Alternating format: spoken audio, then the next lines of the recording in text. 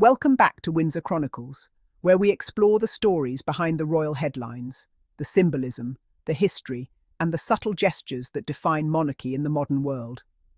I'm your host, and today we're delving into a visit that has captured global attention.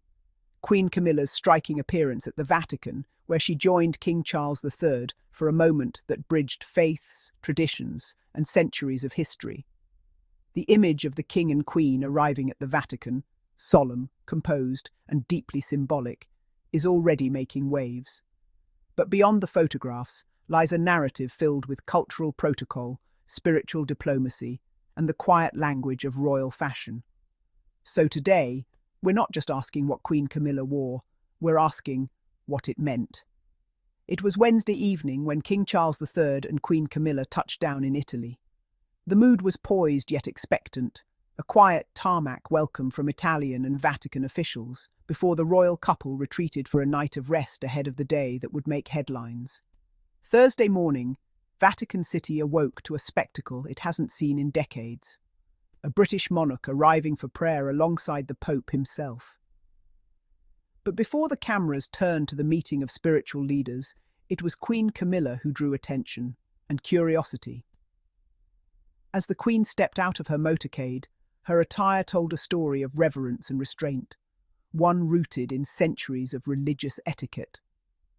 In Vatican City, every element of attire carries meaning, especially for women.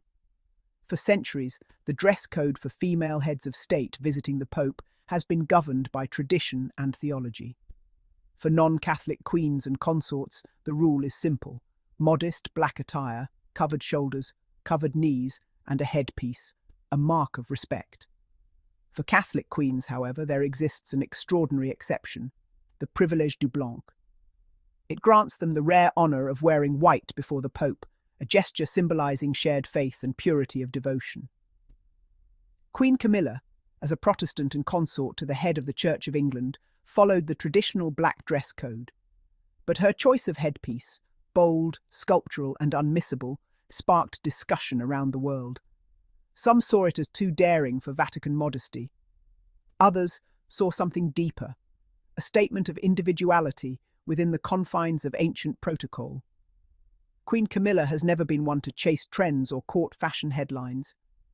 Yet throughout her royal life, her wardrobe choices have often carried quiet power, communicating confidence, evolution, and respect for tradition. At the Vatican, her black ensemble was paired with a dramatic lace headpiece, veiling her face in shadow and symbolism. It was regal but slightly unconventional, exactly the kind of balance that defines Camilla's public persona. Fashion critics called it statement restraint, a reminder that power can be expressed through elegance and individuality through reverence. Whether intentional or not, her attire seemed to echo a broader royal message, that reconciliation and respect can coexist with identity and strength. While Queen Camilla's attire drew the eye, it was King Charles III's mission that anchored the moment. Nearly 500 years after King Henry VIII's break with Rome, a decision that changed the course of English religion, his descendant stood before the successor of St. Peter, seeking dialogue, not division. This was no mere photo opportunity.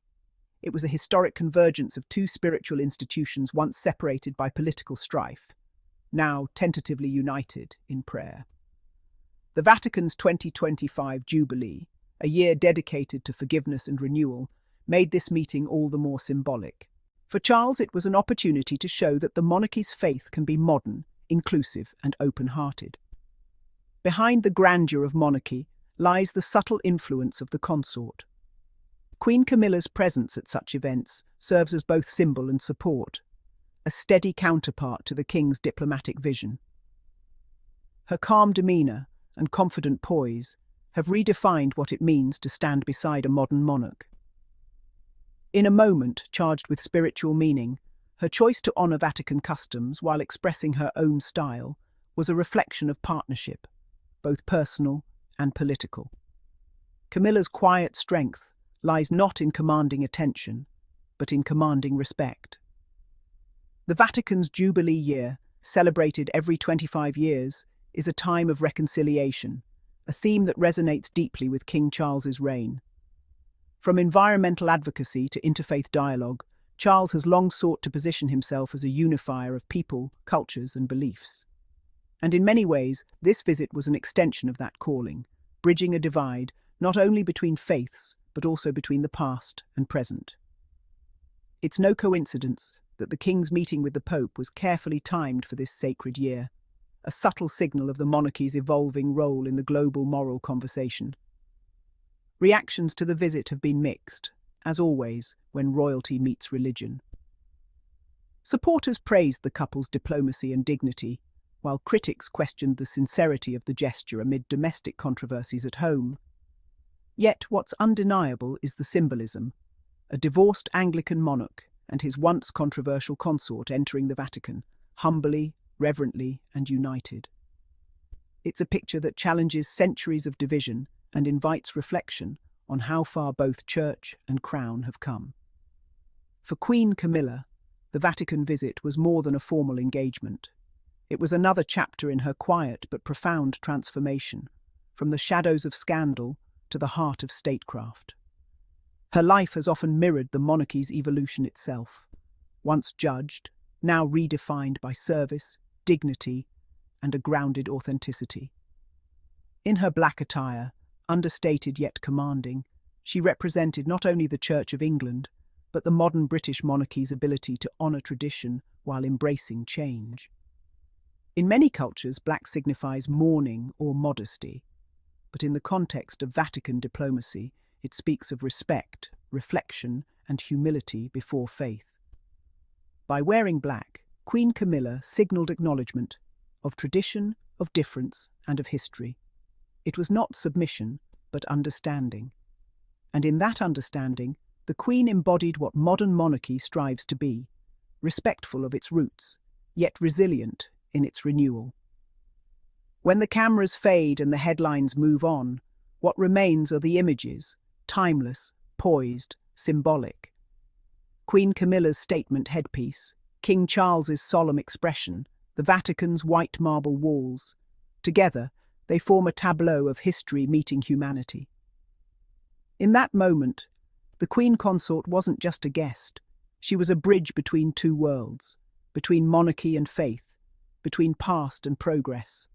And perhaps that's the real story behind the Queen in Black: not rebellion, not vanity, but reverence in evolution. Thank you for joining me on Windsor Chronicles. If you enjoyed today's episode, don't forget to subscribe, share, and leave your thoughts below. Next week, we'll explore the power of poise, how Queen Elizabeth II mastered diplomacy without words. Until then, I'm your host, reminding you that behind every royal image lies a story worth listening to.